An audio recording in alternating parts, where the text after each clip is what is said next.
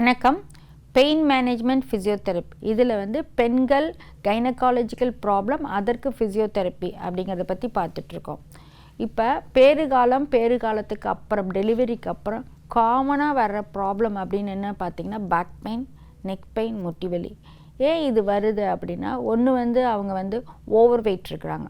யூஸ்வலாக pregnancy time and டெலிவரிக்கில் இப்போ பார்த்திங்கன்னா பிஃபோர் ப்ரெக்னென்சிக்கும் ஆஃப்டர் ப்ரெக்னென்சிக்கும் கிட்டத்தட்ட 10 to 12 கிலோ உடலில் ஹார்மோனல் சேஞ்சஸ்னால் வரும்.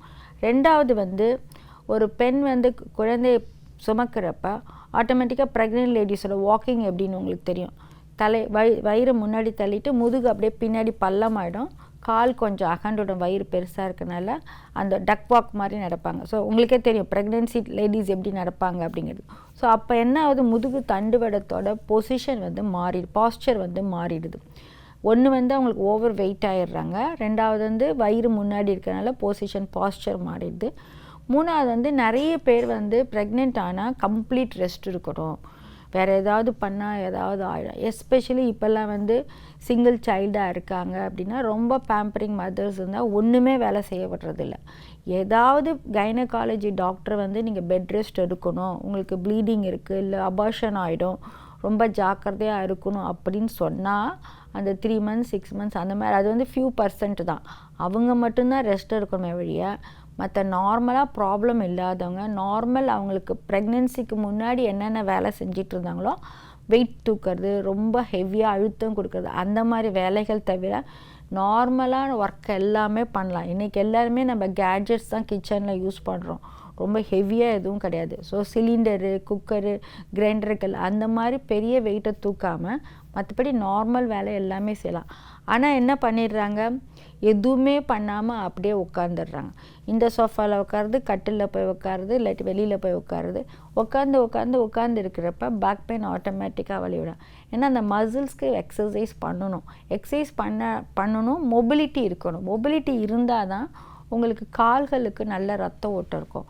நிறைய பெண்களுக்கு பார்த்திங்கன்னா ப்ரெக்னென்சி டெலிவரி அப்போ வெரிகோஸ் வெயின்ஸ் அப்படிங்கிற அந்த பச்சை நரம்புகள் இருக்கும். அது யாருக்கெல்லாம் குறைவாக இருக்கும், வலி இல்லாமல் இருக்குன்னா, யாரெல்லாம் அந்த ஓவர் வெயிட் இல்லாமல் இருக்காங்க, நடமாடிட்டுருக்காங்க, சின்ன சின்ன வேலைகள் செய்கிறாங்க, ஃபிசியோதெரப்பி கன்சல்டோட எக்ஸசைஸ் பண்ணுறாங்க அப்படின்னா அவங்களுக்கு இந்த பேக் பெயின், கால் குடைச்சல், கால் வலி, அப்புறம் இந்த வெரிகோஸுங்கிற அந்த பச்சை நரம்புகள் இருக்கும். ஏன்னா ஹார்மோன் சேஞ்சஸ் இருக்கும், ஆனால் அதிகமாக இருக்காது. ஸோ இந்த மாதிரி ப்ராப்ளம்ஸ்லாம் ஃபிசியோதெரப்பி கன்சல்ட் பண்ணிவிட்டு அவங்க எக்ஸசைஸ் பண்ணணும். ஒவ்வொரு 3 மாதத்துக்கும் வேறு மாதிரி எக்ஸசைஸ் உண்டு. ஃபஸ்ட்டு ட்ரைமஸ்டரில் ரொம்ப மைல்டான எக்ஸசைஸ் இருக்கும். காம்ப்ளிகேட்டட் கேஸாக இருந்தது அப்படின்னா ஃபஸ்ட்டு ட்ரைமஸ்டர் கைனகாலஜிஸ்ட் கேட்டுட்டு தான் பண்ணுவோம், அவங்க கன்சல்ட் பண்ணி தான் பண்ணுவோம். நார்மலாக இருக்குது அப்படின்னா ரொம்ப மைல்டு எக்ஸசைஸ் இருக்குது. வாக்கிங் போகலாம், ப்ரீத்திங் எக்ஸசைஸ், ஃபிசியோதெரப்பி கன்சல்ட் பண்ண சிம்பிள் எக்ஸசைஸ் இருக்குது. இப்போல்லாம் ஆன்லைன்லேயே அதெல்லாம் ப்ரோக்ராம்ஸ் இருக்குது. ஸோ நீங்கள் வீட்டில் முன்னாடிலாம் சென்டருக்கு போகணும், அதை ஆச்சிட்டு போகிறதுக்கு ஒருத்தர் வேணும், ட்ராவல் பண்ணுறது ரிஸ்க்கு, இந்த மாதிரிலாம் இப்போ அப்படி கிடையாது. உங்களோட ரூமில் செல்ஃபோனில் ஆன்லைனில் நிறைய ஆன்லைன் கிளாஸஸ் இருக்குது ப்ரெக்னென்சிக்கு டைமுக்கு, அது பண்ணலாம். அடுத்த 2வது 3 மாதத்துக்கு வேறு மாதிரி எக்ஸசைஸ், 3வது 3 மாதத்துக்கு வேறு மாதிரி எக்ஸசைஸ். ஸோ எக்ஸசைஸு நீங்களாக பண்ணக்கூடாது, யூடியூப் பார்த்து பண்ணக்கூடாது, அதிகமாக பண்ணக்கூடாது, ஆர்வக்கோளரில் ஜாஸ்தி பண்ணக்கூடாது. ஆனால் கட்டாயம் பண்ணணும். யார் பண்ணக்கூடாதுன்னா மகப்பேறு மருத்துவர் பண்ண வேண்டாம், ரெஸ்ட் எடுங்க அப்படின்னு சொல்கிறவங்கள தவிர மற்ற பேர் எல்லாமே எக்ஸசைஸ் பண்ணணும்.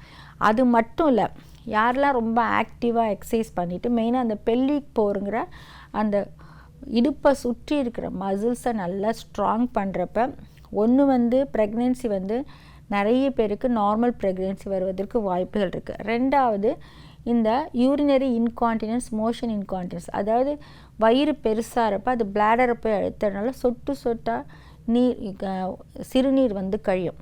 இந்த ப்ராப்ளம் வராமல் யாரெல்லாம் ஆரம்பத்துலேருந்து ஃபிசியோதெரப்பி கன்சல்ட் பண்ணி எக்ஸசைஸ் பண்ணுறாங்களோ அவங்களுக்கு இந்த மாதிரி பிரச்சனைகள் வராமல் இருக்கும். வலி வந்துச்சு, பேக் பெயின் வந்துருச்சு அப்படின்னா அதற்கு சில பயிற்சிகள் இருக்குது. ஸோ ஒன்று வராமல் தடுக்கிறதுக்கு பயிற்சிகள் இருக்குது. வந்துட்டாலும் வீட்டில் ஹோமில் எப்படி எக்ஸசைஸ் பண்ணுறதுக்கு முன்னாடி வலி இல்லாமல் எப்படி பண்ணிவிட்டு ஸ்ட்ரென்தனிங் எக்ஸசைஸ் பண்ண முடியும் அப்படின்ட்டு. ஸோ இதெல்லாம் பண்ணுறப்ப ஒன்று வந்து நார்மல் டெலிவரிக்கு வாய்ப்புகள் இருக்குது, வலி இல்லாமல் இருக்கலாம். யூரின் கசிவு அந்த மாதிரி சின்ன வெரிகோஸ் வெயின்ஸு, கால் குடைச்சல் இதெல்லாம் இல்லாமல் நார்மலாக நடமாடிட்டுருக்கலாம். ஸோ இந்த மாதிரி பிரச்சனைகளை தவிர்க்கிறதுக்கு ஃபிசியோதெரப்பியில் வழி உள்ளது. நன்றி.